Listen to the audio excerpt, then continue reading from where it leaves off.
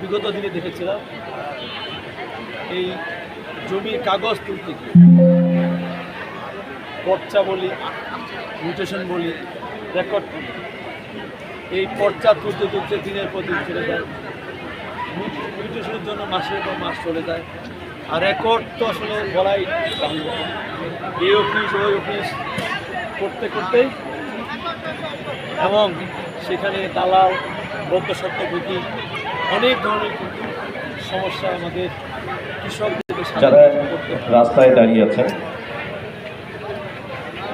আজকে এই ভূমি সেবার মাধ্যমে আমরা আমাদের কৃষকদেরকে জানো, ভূমির মালিকদেরকে জানো, আগামী দিনে এই সমস্যা করতে না হয়, এই জন্যই আজকে আমাদের ভূমি সেবা। আমরা খেয়াল করবেন, বাংলাদেশে 41% মানুষ শুধুমাত্র ভূমির উপরে নির্ভর করে তার জীবন দিচ্ছে।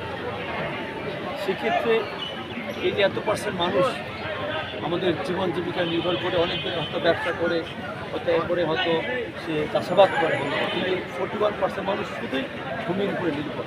কাজেই আমাদের মাননীয় প্রধানমন্ত্রী তারেক রহমান এই জন্য ভূমি সেবাটাকে জনবান্ধবে রূপান্তরিত করতে চায়।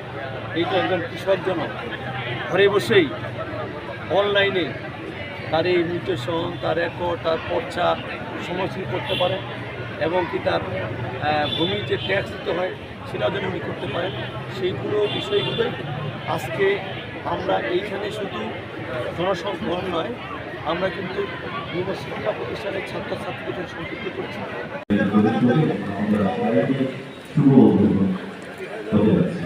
ওখানে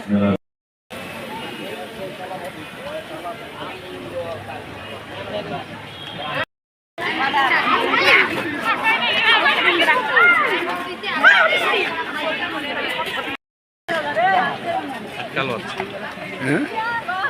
কালো আছে।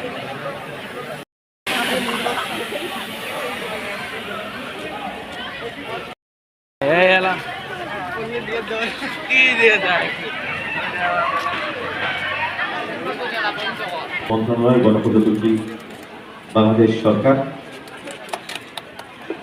করতে যাচ্ছেন।